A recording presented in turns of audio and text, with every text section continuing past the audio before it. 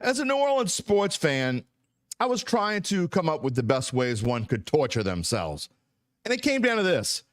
You could watch the Pelicans fall behind the Lakers by 18, climb all the way back, then watch your star player hurt himself, which eventually would lead to an absolutely crushing loss in the play-in game, all the while watching an officiating crew that clearly had an agenda with a broadcast crew who drooled over the simplest of LeBron layups. Or you could listen to us talk about the Falcons as the favorite in the NFC South for a half hour. We'll let you pick your poison as I recap the nightmare at the Smoothie King Center before one of the nation's premier NFL beat writers, D. Orlando Ledbetter, joins us next on the Dattitude podcast. If you're looking for the latest scoop and in-depth interviews on the Saints, the NFL, the Pelicans, LSU, along with the best bets of the week, then lucky you. Along with high-powered, in-the-know guests who cover our teams, Jim Derry brings plenty of Dattitude. And he'll always tell you the way it is, or at least the way he thinks it is.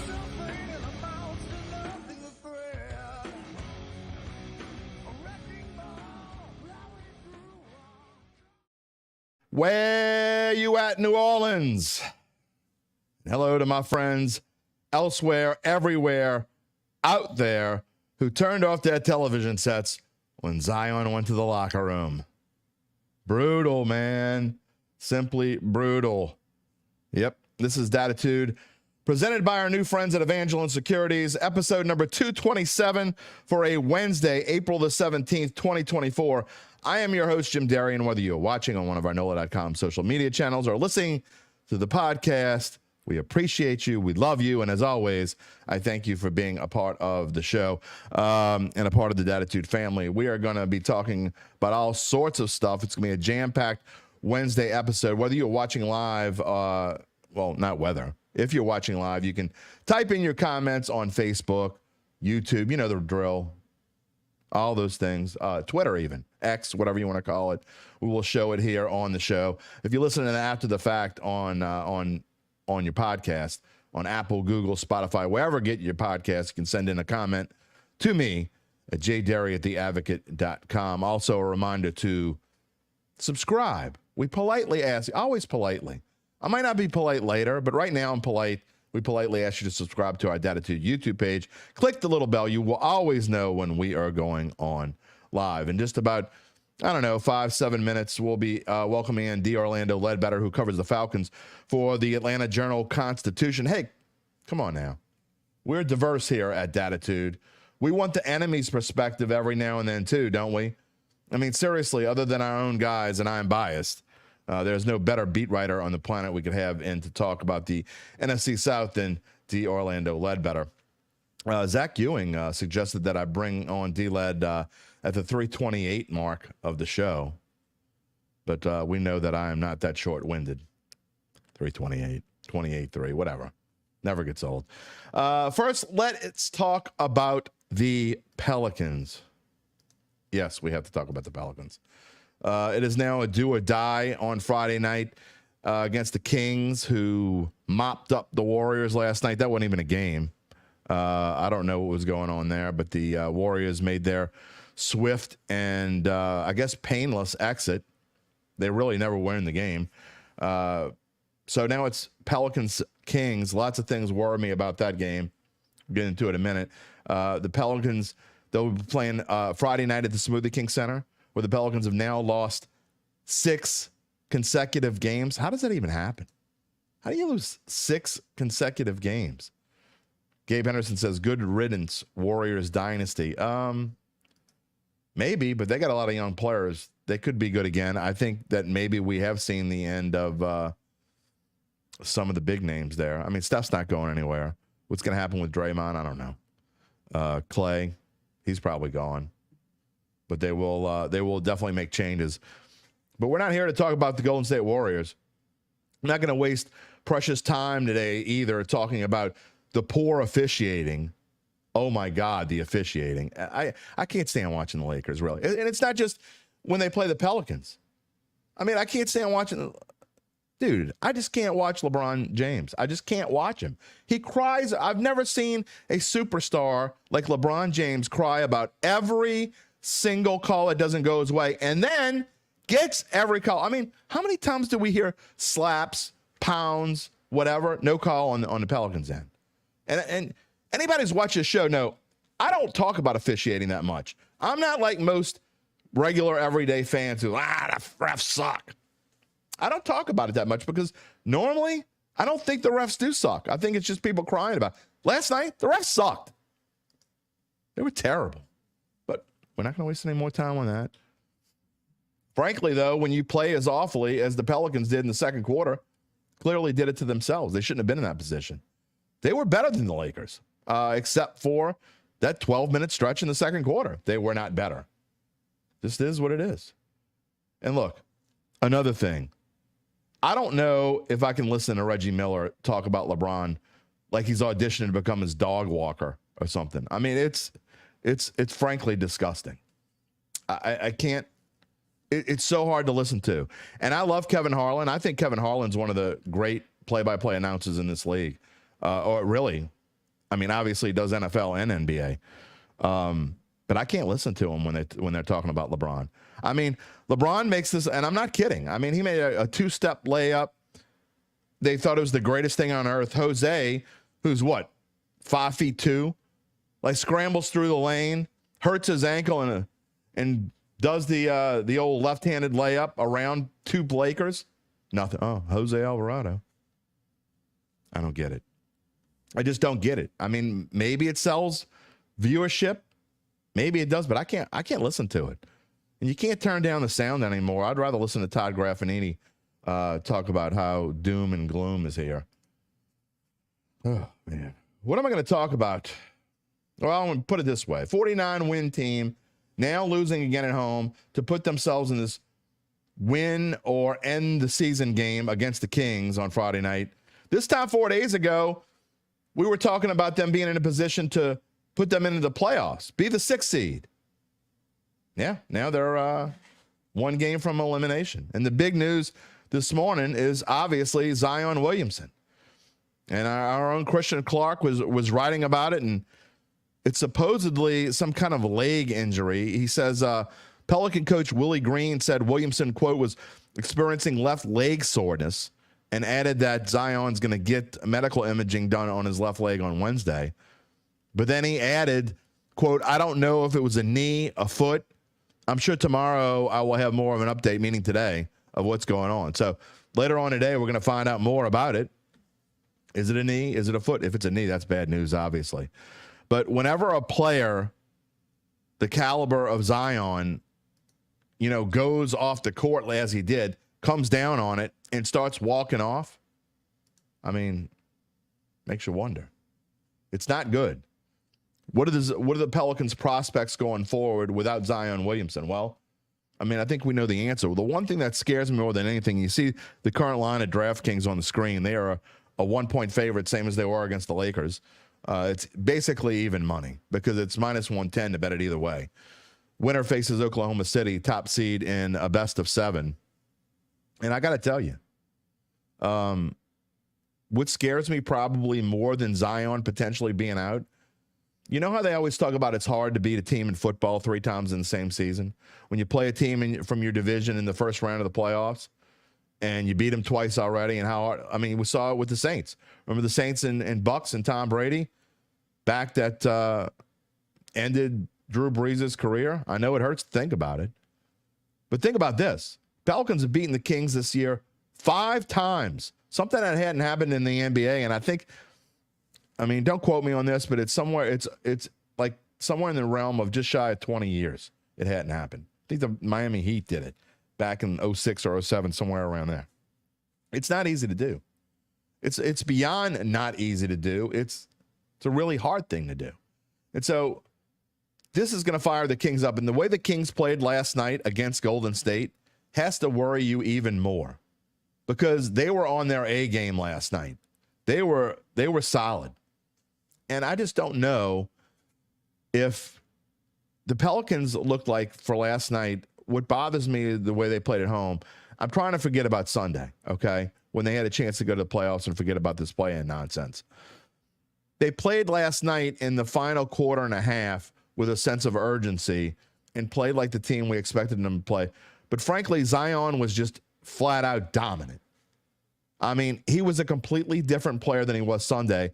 And he took this team and he took it upon himself and he says, you know what? I'm just going to do this on my own. He did it. But then when he went out, they still played as well as they could play. What happened to C.J. McCollum? What happened to Brandon Ingram? I just don't understand those two guys. And look, is it a problem of Brandon Ingram and C.J. McCollum not being able to figure out how to play together in the same court? They've done it for 2 years now. But is it a fact of Brandon Ingram trying to come back too soon? I don't know. I don't know the answer to that because, frankly, Brandon Ingram just doesn't look like he should be out there right now. And people were complaining on social media that where was B.I. at the end? I don't care how bad he's shooting. When Zion goes out, he's got to be out there. No, he doesn't. If he doesn't look like he's ready to play, then he shouldn't be out there. And to me, that's the way that it is. It's frankly concerning is the nicest way to put it because this team and look, another thing, social media. There are actually people on social media saying Willie Green should be fired. I've read this for a couple months now. Are you insane? Are you insane? If you think Willie Green should be fired, you're insane. It shows the finickiness. That's not a word, but I'm making it a word today. The finickiness of fans in every sport. It's mind-boggling. But Willie Green's still learning. We talked about this the other day with David Grubb, and it's upsetting. It's upsetting that Brandon Ingram, are they forcing him back in the lineup? Look, he's one of your stars. I get that you're going to try to play him, but if he's not ready to go, you got to do something else because what you did last night, what you did Sunday didn't work. So what if you don't have Zion? Do you force him in again? Do you force him to play? Do you is a 60% Brandon Ingram better than anything else you got? I don't know. Jose looked pretty damn good. But you got to worry about his ankles now. So lots of things going on. Again, we're going to find out more about Zion Williamson later this afternoon, I would think. Again, he's probably having tests as we speak right here on the Dattitude podcast. But that's where we are. Look, I don't see Orlando Ledbetter is not in the green room. I emailed him last night and we were supposed to be good to go, but I don't see him. So as they say, the show moves on, and I think we're going to have to go without him right now. So we're going to, I do want to spend a majority of the show talking about the Saints in the NFC South. Got a comment here first from A-Town. Pelicans need a true veteran floor general point guard and an athletic center. Amen. Couldn't agree more. And that's exactly what they need. And I don't know if it's just a veteran floor general, a.k.a. a Chris Paul-like, although I think he's too old now. But it's something along those lines. I think I think what they really need, as much as they need a floor general point guard, I think they just need a floor general period. Look, I like the way Zion has taken over.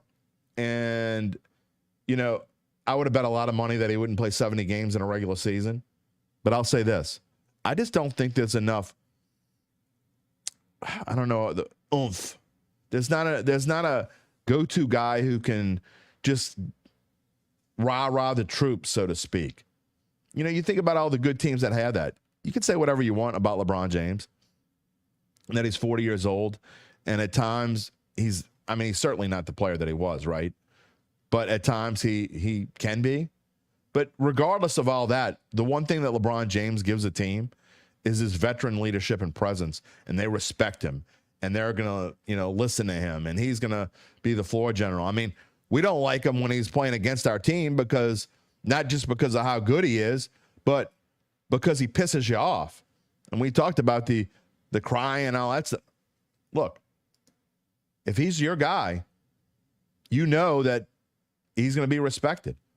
Do the Pelicans have that? I don't know. CJ to some extent, but he's just not the. You need a loud presence, in my opinion. Every good team needs that loud presence. Pelicans don't have that. Are they going to get it? I don't know. They need to do something in the offseason. And again, I talked about JV and Valanciunas. Look, he didn't play that great last night, but Larry Nance, I thought him coming in the game and turning the ball over, and Pell's up by 10. He comes into the game, and the game changes immediately. Commits a couple turnovers. All of a sudden, a 10-point lead turns into a 2-point deficit, a 12-0 run by the Lakers, and later on, I think they had another 14-0 run or something along those lines. You put yourself in a hole. Yeah, you came back.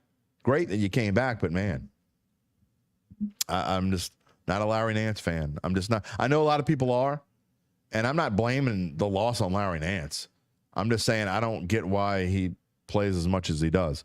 Again, you people who hate Willie Green and think he should be fired, I think you should check yourselves.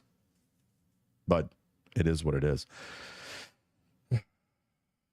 That's how we started this show. And again, D. Orlando not here, so we're going to move on, and I'm going to bring in my friend Gabe Henderson, who's usually in the green room, but today he's going to come on and be my guest. Makers. Yeah, well, pretty sad, man. It's pretty sad. We're still going to talk about. I'm not going to change our strategy here and what we're going to talk about. So even without D. Orlando Ledbetter, I do want to talk about the layout and the landscape of the NFC South, and I'm going to start off with the Falcons. And you see Bijan there on the screen. I expect him to, as well as he played, and the moron that coached the team before, Arthur Smith, didn't know how to use him. Kind of started figuring it out a little bit towards the end of the season, maybe. But you got to think Raheem Morris is going to use Bijan a lot more than he was used previously. Even though Raheem's a defensive guy, he knows as a defensive coordinator, a former defensive coordinator, that you got to use your studs. And now with Kirk Cousins, does this make this team the favorite in the NFC South? Yeah, I think you've got to look at it one of two ways. I think they are the favorite, and I think they should be. We're looking at a 7-10 football team who's got a lot of talent at skill positions. 7-10 last year with a quarterback who threw 12 touchdowns, and 12 interceptions in 16 games. I mean, they probably had the worst quarterback play in the NFL, I'd venture to say. Definitely the NFC South, which is hard to do considering Bryce Young is in your division. And then you can look at it as, are the Falcons bettable at -130? And I think absolutely not. Even though they are the favorites, I just don't think that you can take that risk with all the changes that are going on in that building. I agree wholeheartedly with that assessment. And you look at the Falcons and what they need in the draft, and obviously I think they're going to go defense in almost every mock draft I look at says defense, whether it's going to be Dallas Turner of Alabama, whether it's going to be Jared Verse of Florida State. I think one of those two guys is probably who you're looking at draft-wise for the Falcons. And you bring in a defensive-minded coach, which I think will help this team. But again, you're talking about, why do you go from 7-10 and really being the Falcons? Because Falcon's going to Falcon. I like to say that, and I'm not saying it just to be funny. I'm saying it because it's true. No team finds a way to screw things up more than the Atlanta Falcons. Even the Saints. I mean, you can talk about whatever with Dennis Allen and the Saints, but Dennis Allen, frankly, head and shoulders a better coach than Arthur Smith. Will he be that much better than Raheem Morris? I don't know. But you look at these odds, and I just don't understand them because, frankly, I've talked about what I thought about the Bucs situation, and I'm not a Todd Bowles fan. I don't think he overachieved last year greatly, mostly in part because of Baker Mayfield. But I just think that when you look at this division, I think it's so even to have it that wide of a gap between the Falcons, Bucs, and Saints. I think is kind of crazy. Yeah, I think, I wouldn't be surprised if we saw a shift in the odds after the NFL draft once these teams get more complete. I agree. Especially with the Bucs. If you look at this offseason, they lost a lot on defense. Obviously, you can poke holes in both the Saints and Panthers depth charts. But, I completely agree, as I just said. The Falcons they're unbettable at these odds. although Kirk Cousins is a huge addition, I don't think they're head and shoulders above the Buccaneers, as the odds suggest. No, I agree. But, by the way, Dattitude podcast here this morning brought to you by Evangeline Securities. We thank our new friends at Evangeline Securities for being a presenting sponsor of the Dattitude podcast. If you're just joining us and wondering why I'm talking to Gabe Henderson, the Orlando Ledbetter was a no-show. He didn't show up this morning. So the show moves on with or without our guest. If I got to talk by myself, got to talk with our friend Gabe. Whoever we're talking to, we're going to go on. Later on this afternoon, by the way, this morning, I should say, Spencer the Guru is going to be on. We're going to have an interesting chat about not only the top waiver wire pitchers and hitters, but I'm looking forward to getting into the discussion of the top potential rookie running backs, because this is not your greatest running back class ever, but I do think there are running backs that can make an impact. Will the Saints be in that boat for a running back? Maybe if they trade down and get an extra pick. I think there are a couple guys that could fall all the way to the third round that really could help this team. We'll talk about that later on with Spencer. So, Gabe, we talk about the gap between the odds and that they may change later on. I don't think there's any doubt. I just don't see how they can stay this way. I'm surprised, honestly. We don't talk as much about the betting angle any longer, but I'm surprised that the sharps and the big bettors have not kind of jumped on these numbers a little bit. Maybe not so much the Saints, but 4-1 basically on the Saints I think is a great value. We talk about value all the time, but the Bucs at 3-1, the defending division champs, they lost a little bit on defense, but they're bringing back their quarterback and they're bringing back Mike Evans. They're bringing back a lot of their weapons. They need help at running back, I think, as well. But I don't understand why the Bucs are 3-1 underdogs. Yeah, one of the benefits of being able to sit in the green room every show is I get to see these odds. And, I got to admit, I'm not someone who looks at NFC South odds regularly. So coming on here, I get to kind of see them. I was a little surprised when I saw that these odds were still the same as they were a few weeks ago. I personally think the Bucs at 3-1 is the best value on the board. They've got the most consistency there. As you mentioned, they return their head coach, they return their quarterback. They've got a bunch of weapons that have one of the best receiving corps in the NFL, I believe, especially with Mike Evans returning. And they won the division last year. So I don't think that they are significantly worse this year than the Falcons just because the Falcons added Kirk Cousins. I think Kirk Cousins is now the best quarterback in the division. But, if Baker keeps playing the way he did and he gets more comfortable in that offense, it wouldn't be out of the realm of possibility that the Bucs win another division title this year. We have talked so much about the Saints, and we're going to continue to talk about the Saints, and I know that's what people want to hear about. Look, you got to look at what the quote-unquote enemies are doing and what they're going to do in the draft. What are the Bucs going to do? I don't know, man. That's an interesting proposition for them where they're going to go. My question here, when we talk about the Saints, and again, I'm going to ask this question multiple times over the course of the next week before we get to the draft, but by the way, live draft show here on NOLA.com. Zach Ewing and I will be hosting again as we did last year. Gabe Henderson will be helping produce the show. All of our Saints guys from Saints camps will be on the show at some point. So we'll have plenty to talk about. That'll be next Thursday night. Throughout the entire first round, from first pick until Saints pick until after the Saints pick, the entire first round, we're going to be on the air. Whether the Saints, even if the Saints trade up and they have, I don't know, the 8th or 9th pick, we'll be on throughout the night talking about the draft. You can watch that here on NOLA.com. And also, I'm going to have an extra show next week, I think, on Thursday morning. The morning of the draft, we're going to, Zach doesn't know it yet, but he's going to come on and talk to me, and we're going to kind of preview the show and tell you I didn't ask him yet. But he's going to do it. I know he's going to do it. Saints, look, my question about the Saints is this. If they get the tackle that they need, let's assume they're going to do it. Let's assume they get another tackle. If they shore up this offensive line, I don't know that Derek Carr is that far behind Kirk Cousins. And if people laugh when you say that, but if you look at the stats, they show you that he's not. They're both, I think, actually Carr's a little bit younger than Kirk Cousins. And Kirk Cousins has had protection. if Derek Carr gets the protection that he's really never had in his career, can this team be the one that steps up? Because we know defensively they can be good enough. I don't think they're great anymore.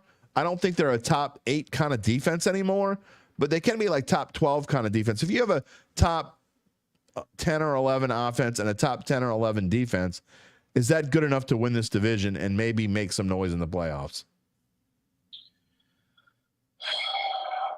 As an outsider, I just don't see it with the Saints. You mentioned earlier that you think they're the best value on the board at plus 380, or a great value on the board at plus 380. I wouldn't touch it with a 10-foot pole. I think it's hopeful the way that the Saints have drafted over the last few years to assume that they'll shore up the tackle position, shore up the offensive line going forward. And, there is a lot of great talent at the tackle position in this draft, which is good for the Saints. You mentioned possibly trading up, trading down. The Saints are going to get their tackle, and the odds show that. And I think everyone with common sense knows that. Let's just see if the Saints have common sense. I still think the receiver position is too weak. As you mentioned, you have an aging defense there. I think this division is up for grabs, but I just don't see the Saints having that cutting edge and being able to take it. Zach had a good stat on the Saints Insider podcast. I think it's 17 out of the last 18 years the Saints have traded up at some point in the draft. Never traded down.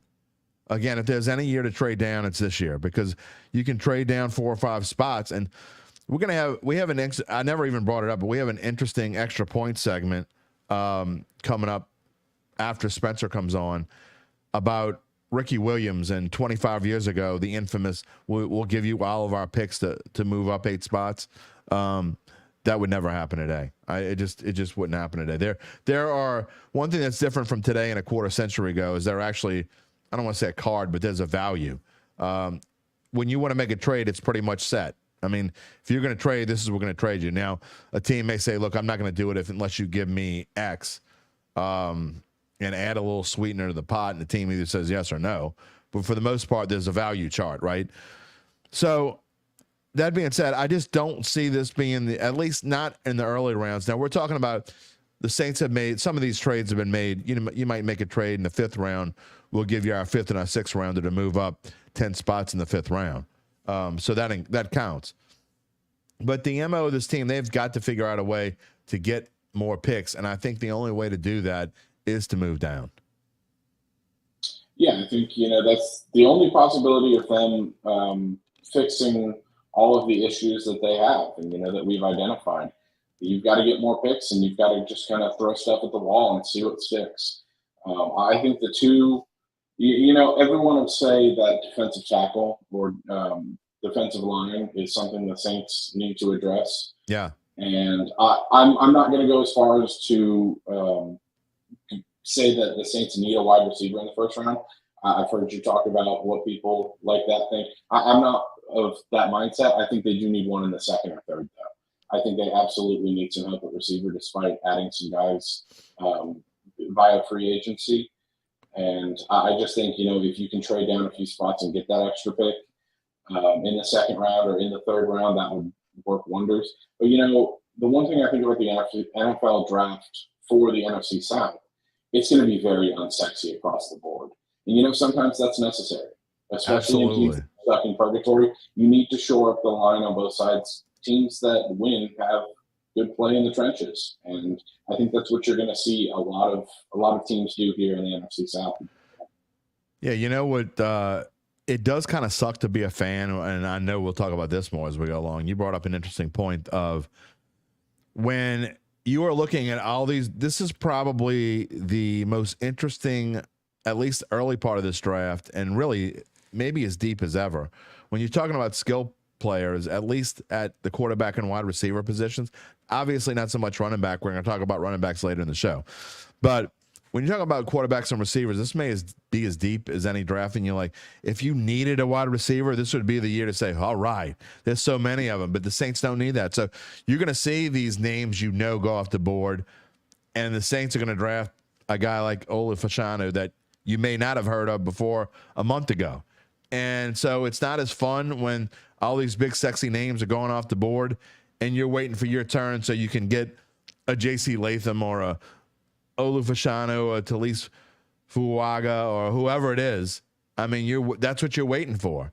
And it is what it is. That's what this team needs. And you just got to suck it up and say, hey, we're drafting for need. I don't see the Saints drafting a skill player, at least not until later in the draft. Yeah, and here's the crazy part about this draft. You mentioned the depth of the skill positions. I mean, these are two guys that fans of the show will know undoubtedly from last season. LSU's Brian Thomas Jr. and Florida State's Keon Coleman, both top-tier receivers, both 6'4", big, strong, great route runners. Those guys are potentially falling into the second round in some mock drafts. So, it would be a smart idea for the Saints to trade down for the first time in however many years, as you mentioned, and potentially grab one of those guys. Or, if they don't do that, then there's going to be receivers available even later than that. This receiver class is one of the best that we've seen in a while. I agree, but you talk about receivers and who the Saints have. Let's compare them to the Falcons receivers. Honestly, you talk about who the Saints have, and Chris Olave, Rashid Shaheed, now Cedric Wilson, Equimini St. Brown, who they just signed, A.T. Perry. Compare them to the Falcons, and we're talking about this team that's a favorite. And other than look, you got to count Kyle Pitts in there because I know he's a freak of nature, and now he'll be going into his fourth year, last year of his rookie contract. But look, the Falcons, I don't know that they're better than the Saints at receiver. Drake London is a fantastic receiver. I don't think he's better than Chris Olave. They just signed Darnell Mooney. Is he better than Rashid Shaheed? I don't think so. Rondale Moore is their slot receiver and number 3 guy that they just got in a trade from Arizona. Then you go through some of the other, Ray McLeod, Kadarrell Hodge, Josh Ali. I mean, I don't think these guys are necessarily any better than what the Saints have.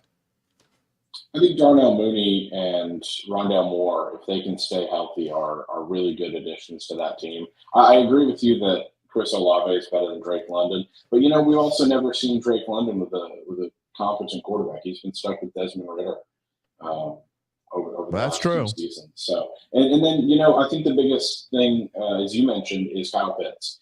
Kyle Pitts has shown flashes, and I think with a quarterback like Kirk Cousins, who has elevated the play of his tight ends over the last few seasons, I think we could really see Kyle Pitts break out here. And it's a pass-catching tight end just isn't something the Saints have. But then, the one intriguing aspect of the Falcons is their skill positions. We mentioned at the top of the segment how Raheem Morris is going to use Bijan more. Tyler Algier is still a great weapon to have. I totally agree. It's unbelievable how much running back talent that they have, and even just skill position talent. So to answer your question, I think the Falcons do have a better receiving core, albeit minimal. Yeah, I don't know if I agree with that, but I will say this, and Saints fans are going to call this blasphemy, but I think the Saints running back room is head and shoulders above the Saints running back room. I mean, you can love Alvin Kamara, and of course we thank him for all that he's done here with the Saints, but I don't know how many times to say it. When a guy is entering the stage of his career where Alvin Kamara is entering, look at the drop-off that Derrick Henry saw last year. That's what the year that Alvin Kamara is going. The shelf life of a running back is not the same as a quarterback, and frankly, not even the same as a receiver. A receiver can play into his early to mid-30s and still be a big force. A running back, to me, once you hit that 30 number, and Alvin's going to be 29 this year, or is 20, maybe just turned 29, I'm not sure. But when you hit that point of your career as a running back, it's tough. You're not going to get better. It's not going to have a resurgence. So that's certainly true. Now, you look at the rest of the room, who's done anything? Could Kendra Miller get better? Sure, he could be. Is Jamal Williams going to take a next step? He's been in the league for a little while himself. So, look, I think the Saints need another running back. Again, we're going to talk about this with Spencer coming up in a little bit, but I'm worried about the running back room for this team. Let me ask you this, Jim. I think it's been a really interesting trend that we've seen over the years. When you look at the late 2000s, early 2010s, we saw running backs with spectacular shelf life, with Adrian Peterson, Frank Gore. And, I think it really started with like the Todd Gurleys and the Melvin Gordons recently. where running backs just don't have that much shelf life anymore. There's obviously a few that stick out, but it really feels like over the last few years, the running back position has declined. And I don't know if you have an answer. I don't have an answer for it, but it just seems like running backs come and go in the NFL this year. My answer is, Uncle Big Nick, you did miss all the Masters talk. That was Monday, by the way. So yeah, I know you've been sleeping for a few days, but welcome back.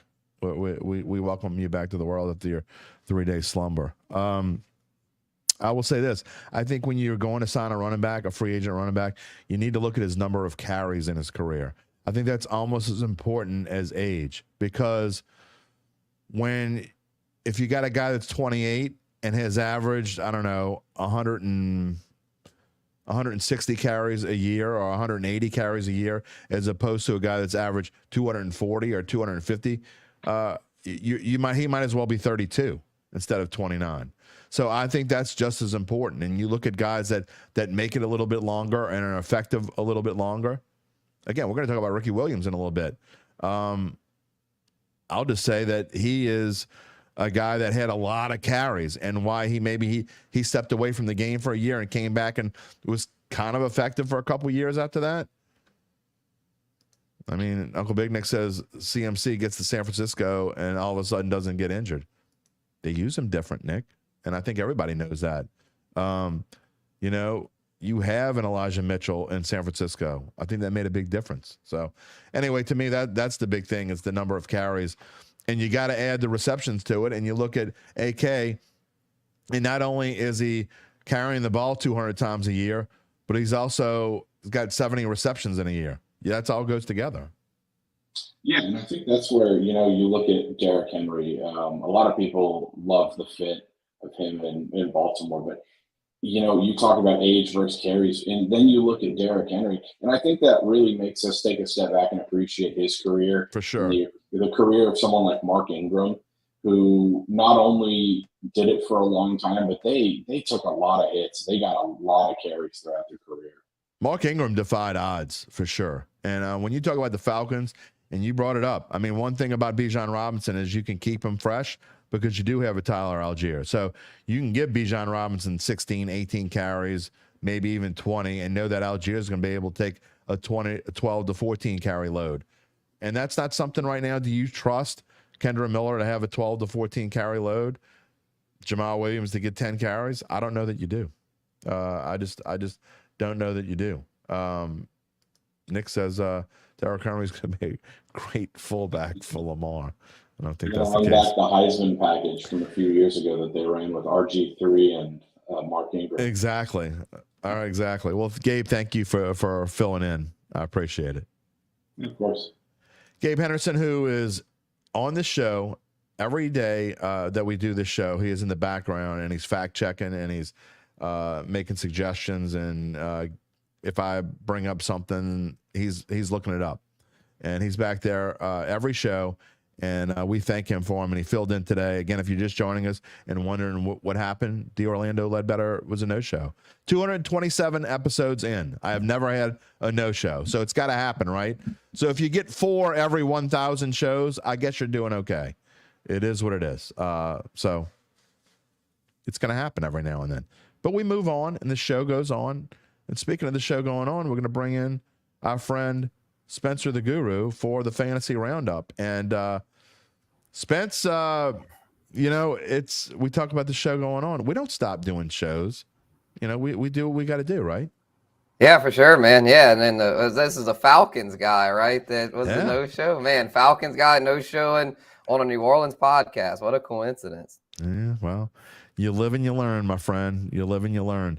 All right, let's talk about. We're gonna get to. I'm looking forward to. I'm saving the best for last. We're gonna talk about the potential rookie running back class.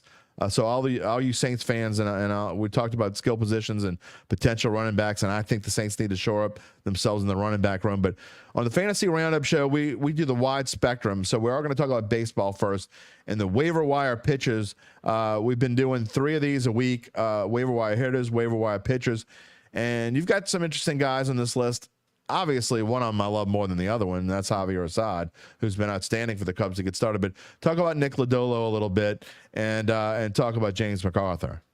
Yeah, Nick Lodolo was a guy that a couple of years ago, he was really trending up. I had him in my keeper league last year thinking he'd be something, but he fell off the map, got hurt, and was just ineffective overall. So I'd kind of written him off for this year. But then he comes out, his first start, guns a-blazing, 10 strikeouts. I'm like, oh, Nick Lodolo, I remember you. You were a freaking strikeout master. I mean, he let me down last year, but the year before, he was killing it. So if he's healthy, I think he's a guy that's definitely worth rostering because he's going to average well over a strikeout an inning. So as long as he can keep that ERA at least in like around the 4 mark, he's going to get enough strikeouts to definitely be worthy of a roster spot. And you talk about Assad a little bit. And again, the Cubs have their issues with some injuries here early on, and Kyle Hendricks has just been ineffective, as we saw last night against the Diamondbacks, a crushing 12-11 loss in extra innings. But Javier Assad has been a bright spot. We saw it towards the end of last year, and he's come in looking like he's easily earned that starting spot. Yeah, definitely. I mean, Assad looks like a guy that'd be like a solid starter, like a solid 3 or 4 starter. I mean, so far he's been borderline ace. I mean, I don't expect him to keep that up, but I think he's someone you can depend on. I think he's someone now that he's, to me, earned a spot in the rotation, and he's on a solid Cubs team. I mean, the Cubs have a pretty good lineup, give him support. So I think he's someone that in deeper leagues is definitely worth holding on to. I picked him up as just like, a guy that pitching on Sunday needed a Sunday starter. Yeah. And he did really good. Outdo Luis Castillo. So I think he's someone that for now is definitely worth holding on to and might be able to sustain it because last season he was pretty effective. I feel like he was a guy that, wasn't like in the real flamethrower per se, but he should be able to throw some quality innings, which is hard to find these days, man. It's so hard to find good quality starting pitchers that can go deep in the games. No doubt about it. And then you talk about James MacArthur, who a relief pitcher for the Royals, who's kind of stepped in. And look, the Royals have played maybe a little bit better than they're not great, but I think maybe they're playing a little bit better than some people expected so far in the first couple weeks of the season. Yeah, for sure. Yeah, James MacArthur's really getting slept on. I mean, the trendy one right now, and almost put him on here, but I was like, I think he's a little too mainstream at this point. Mason Miller for the A's, and plus the A's are so bad to where he's been doing good lately, but I don't trust that. He's gotten like 3 saves the past few games. I don't think that's sustainable. James MacArthur, though, is kind of flying under the radar. He's been picking up a few saves here and there for what's looking like a pretty good Royals team. And he's getting strikeouts. I believe he's had at least 2 strikeouts in his last 3 appearances, and he had a win mixed in there because he's a guy that's capable of throwing a couple innings, and he seems like definitely the best option there for saves because they have the veteran Will Smith, but he's so old and just doesn't have the velocity anymore. It doesn't seem like. So I think James MacArthur is definitely their best reliever right now. I mean, they're a team that if they keep doing good, they might eventually trade for a closer. But for now, I mean, we've got freaking months before we get to that point. So for now, James MacArthur, I think, is a very solid closer addition for those needing saves. I know those can be hard to find. So get on this MacArthur train now before he becomes known. And yeah, you don't want to be that guy that has no closers come June. Yeah, I know. I understand wholeheartedly. Waiver wire hitters. Let's move on to the hitting parts of it. Jackson Merrill. Look, there was a lot of talk about him before the season. He's about 28% owned. Should be available in most leagues except the deep leagues. Jackson Merrill has proven that he can be among the better hitters, especially if you're looking for a guy that has dual qualification, qualifies in the outfield and at shortstop. Yeah, I had Merrill on this list last week. I had to bring him back because he just kept hitting, man. He's a young hitter, but he's just kept hitting, and I think he's somebody that's definitely earned a spot full-time in that Padres lineup. He's got multi-position eligibility. He's been hitting well. He's had a couple 3-hit games back-to-back, and he can steal bases as well. Or stolen bases hard to come by these days. It's kind of like with saves, with pitching, stolen bases with batters is hard to come by. But Merrill's a guy that's been doing that. He's hitting for a good average, and he's in a good lineup. So, yeah, get him now. I don't think he's going to be on this list this week. I think he's going to be rostered in too many leagues. All right, and then real quickly, because I want to get to the running backs, but talk real quickly about Jordan Westberg of the Orioles and Ryan Jefferson, the catcher for the Twins. For sure, yeah. Westberg, I believe, hit another home run last night, man. This kid's killing it. The Orioles have that stacked lineup: Gunnar Henderson, Jackson Holliday. I'm blanking on the other guy. Yeah, Mountcastle, and I mean Adley Rutschman. Yeah, like Adley Rutschman. I knew they had those like big 3, but Westberg's the guy that I think could be a big RBI source, being that he bats behind all those guys, and he's eligible at second and third base. So I'm thinking with the position, he's at positions that are hard to find reliable bats, and he's in that stack lineup. So I think he's a must add at this point. And then Ryan Jeffers is more of a deep league guy if you need a catcher, because I mean, catchers, let's be real, catchers aren't that flashy. But Ryan Jeffers has been a sneaky source of RBIs, and he's been hitting good. I mean, hit for a pretty good average. Twins lineup kind of beat up right now, but he's a guy that I think could be a pretty sneaky source of production at the catcher position. Luis Camposano's pissing me off, but that's a whole nother story. All right, I hate catchers. I mean, I'm in an NL only 2-catcher league, which is just dumb. Oh man, so that's brutal. It's really dumb. Ivan Herrera, man, Cardinals backup catcher. He's been raking. I don't even know if he's available, but I'm going to look. Probably not if it's that deep. No, because I got another catcher that's on the DL. Or the IL. I keep calling it the DL. I'm old. All right, let's move on to the fun part of this. Not that this wasn't fun, but this is the part that I've been looking for in the top potential rookie running backs in this NFL draft. And you look at the numbers here. Now, these are your rankings. So if you wonder why maybe they're out of order, and, you see, why is Trey Benson ahead of Jonathan Brooks if they're, 61st? These numbers on the right are the numbers of NFL mock. I forget what it exactly. NFL mock. There's a site out there called NFL Mock Drafts that you can find, and this is the average ranking of tons of mock drafts. Okay, I'm talking about like 30, 40 mock drafts they put together, and these are the average numbers. But these are Spencer's rankings, and they're pretty in line with the mock drafts, except for the top two. But talk about, these are guys who are going to be second and third day running backs. You're talking about the top of the running back. There's not going to be a running back go. You might not have one in the first 2 rounds. It's possible. I don't know that that's ever happened.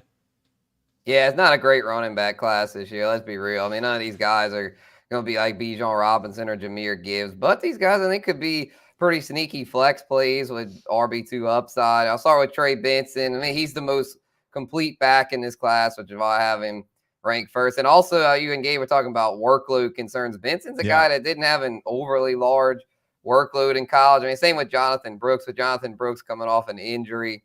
So I think Jonathan Brooks has the most upside, but for fantasy for this year, I'm going to go with Benson, who's a little safer play. I think Brooks will eventually be good, and a lot of it's dependent on landing spot too. But Benson's also a really good receiver out of the backfield. He's got like a 3-down skill set to where if he lands in the right spot, I think he could definitely be an RB2 for fantasy this year, top 20 or so back. Blake Corum is an interesting prospect because he has been the man at Michigan, and I think he's got that thing. I'm not a Michigan fan by any means. I don't like Michigan. I never have, and I really don't like Jim Harbaugh. But I think Blake Corum has that thing where I think he could be a starting running back in this league for a little while. And I think that any team that gets him, especially if they get him early in the 3rd round, if he slips that far, could be getting themselves a real bargain. Yeah, for sure. I definitely think Jim Harbaugh is going to have his eye on him, bringing him back and then having him be in that Chargers offense. Be him and Gus Edwards would make for a nice 1-2 punch there. It seems like Greg Roman's offense, they don't really throw to the running back much. I mean, Corum can catch here and there, but I think he'd be a good fit in one of those power run schemes. So thinking the Chargers are an offense like that that's run heavy would be a good fit for him. He's more the power guy. And Jalen Wright right next to him there. Jalen Wright's more the opposite. He's more the speed, the flashy guy. Jalen Wright, Spencer, remember, Alvin Kamara drafted out of Tennessee by the Saints in the 3rd round. Now, I'm not saying Jalen Wright's going to be the next Alvin Kamara, but we've seen this before from this same school, this same kind of back, and that's who Jalen Wright is. Right. Yeah, I don't think he's the receiver of Alvin Kamara, but as far as a runner, I think he's pretty damn good, and he's very fast. I think he might be the fastest back in this class. So, yeah, keep an eye on Jalen Wright. He's another one. I think him and Brooks, when I was reading the scouting reports, they had the most upside. They're the ones that the scouts feel like could, if things break right for them, could eventually turn into not only starters, but like very good starters, potentially elite running backs. And then talk about Allen and S team. Both these guys, potentially 3rd round picks, later picks. Again, this is not a deep running back class, but guys that could end up finding their way and starting and being in starting lineups. Yeah, for sure. I like Allen. It's just him. It's the workload concerns. I was about to say something in our little chat there about Allen because about when y'all talk about workload concerns, he's a guy, Wisconsin, man, they give their running backs such big workloads, like with Jonathan Taylor. Yes, I mean, they Jonathan Taylor, past couple of years, been all beat up, and it's like, well, no wonder. I mean, he had the freaking huge workload in college, and now he's paying for it. So Braylon Allen, someone I think for the first 2 years of his career could be pretty good. If he gets in the right landing spot, he might move up this list a little bit. I feel like he's similar to Corum in that he's got a bigger back, and if he lands in a good spot, a good power back system, he could do well. And then Esteem from Notre Dame, I think, could be a pretty solid complimentary back. He was with Notre Dame back, Kyron Williams, Notre Dame back. His first couple of years didn't do much, and this year he blossomed. So I'm thinking maybe Esteem could eventually blossom if he lands in the right spot. So yeah, this class it's interesting. They got some names, hopefully they land in good spots because it's not flashy, but sometimes that's good, because if you have guys like Bijan and Gibbs, I mean, you got to reach way up to get them, where these guys will be able to get them at probably pretty reasonable prices in the draft, and they might pay off big. No doubt about it. Before we let you go, Spencer, Fantasy Roundup every Wednesday here on the Dattitude podcast, brought to you by Evangeline Securities. Spencer has got a new gig coming up. He's still going to stay with us and do the Fantasy Roundup, but congratulations to you, Spencer. You're now going to be going back to your roots, covering high schools, recruiting, and do a little general assignment reporting for us here at the Advocate and the Times-Picayune. Happy for you, my man. I know you're excited to get going with a new gig. Thank you, Jim. Yeah, definitely excited about that. Going to have some pieces up soon on the top recruits in Louisiana. I have some UNO baseball stuff coming, the Privateers. Been playing good. We were hanging with LSU for a while last night. So, yeah, excited to get that rolling. Well, Spencer the Guru, who's moving on, moving up, but staying here with us at the Advocate, and will still be the Dattitude podcast every Wednesday. Next Wednesday, let's talk about let's do all NFL stuff with the draft coming the next day. So we'll skip baseball for a week and just talk about football prospects. Yeah, that's cool with me. Yeah, I have my mock draft coming soon. So, yeah, can't wait to do it again next week. We'll do it next week here on Wednesday, and thank you, Spencer the Guru. All right, let's gonna finish off the show here this morning. Again, I want to apologize to the listeners and the viewers. I know some of you came on to hear what the enemy had to say. I mean, it's not really the enemy, but he covers the enemy. The Orlando Ledbetter didn't show up this morning, so I think we had a pretty good show without him. I mean, we weren't able to cut the show off at 28 minutes and 3 seconds, which would have been kind of cool, but it is what it is. All right, let's move to the extra point, and this is really going to get some of you in an uproar, especially you older peeps like me. Can you believe this was a quarter century ago today? God, I'm old.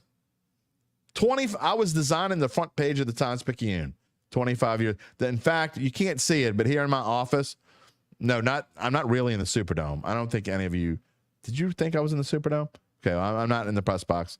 I'm really in my office, and that's a green screen.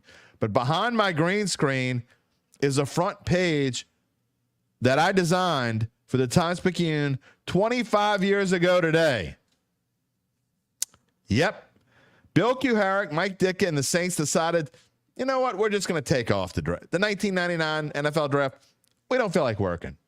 We're just going to trade all of our picks, every single pick, including a first and a third rounder in 2000 to move up 8 spots.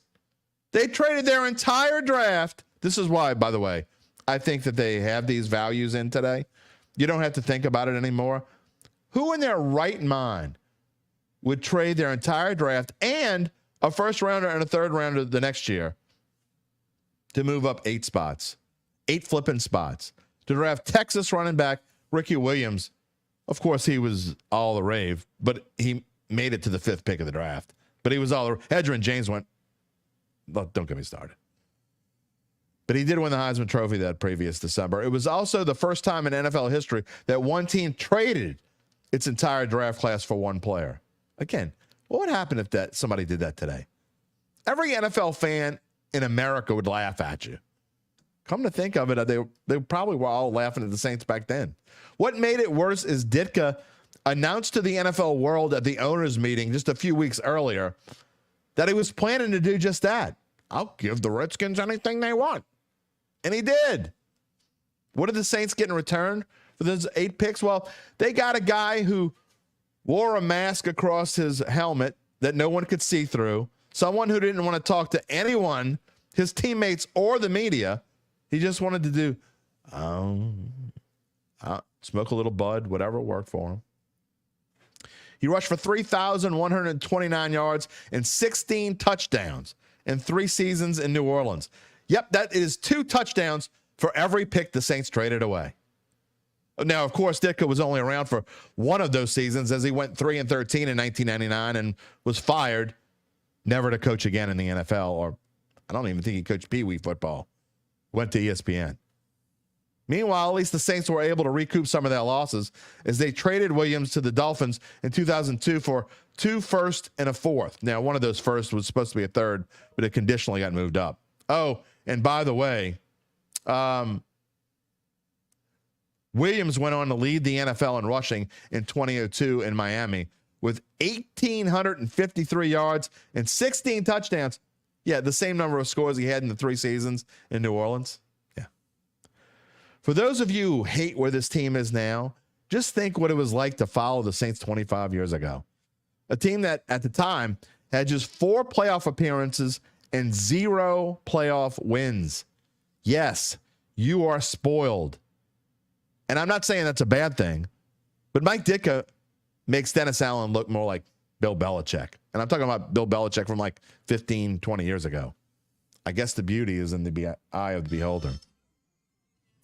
By the way, I'm actually getting a call right now from the Orlando Ledbetter. I don't know. We'll talk to him. Maybe he's telling me. He also sent me an apology letter. So maybe we'll have him back on. Okay? Maybe we'll have him back on. But we'll see I'll call him back as soon as we get done with the show. So accidents happen. People miss stuff. Again, we have gone 227 episodes, and it's the first no-show we've ever had. So we always will welcome people back on this show. Always. Well, I don't know about Larry Holder. Oh, wait, Larry Holder's coming on the show Friday. Yeah. So I want to thank Gabe Henderson. He was not behind the scenes today. He was on the screen. You saw him. Obviously, I want to thank Spencer the Guru. We still had a lot of fun. We had a lot to talk about. We hope you can join us next Friday. Again, we'll welcome in our old friend Larry Holder. We're going to talk about the draft. It's going to be all Saints, maybe a little Pelicans sprinkled in because they're playing that evening. So it's not like we'll have a final result, a post-mortem on their season. That'll hopefully won't come Monday. We don't want to have any post-mortems yet. We're not ready to have post-mortems on the Pelicans. But it's going to be all Saints on Friday and probably a Zion update, which you will already know by then. But so Larry Holder is going to come on and talk about draft possibilities, his thoughts about the draft in general, whatever we want to talk about. It's going to be a lot of fun. A reminder to subscribe to our Dattitude YouTube page and click the little bell to receive notifications when we go in the air live. You can subscribe to the podcast on Apple, Google, Spotify, or wherever you get your podcasts. And you can also find a replay of the show on NOLA.com/sports. We just want to thank you for being a part of the family. We also want to thank our friends at Evangeline Securities again for being a new sponsor. We're going to tell you more about them going forward, having a meeting coming up, and we will have either a commercial or a read that we'll have so you can know more about what our friends at Evangeline Securities do. They are not in the business of, it's not security guards. It's not those kinds of securities. It's property securities, banking securities. More on that coming up. We're going to have a lot of fun talking about them. We are going to wrap it up here. We will see you Friday. And we ask you to have a great couple days. Go click that subscribe button.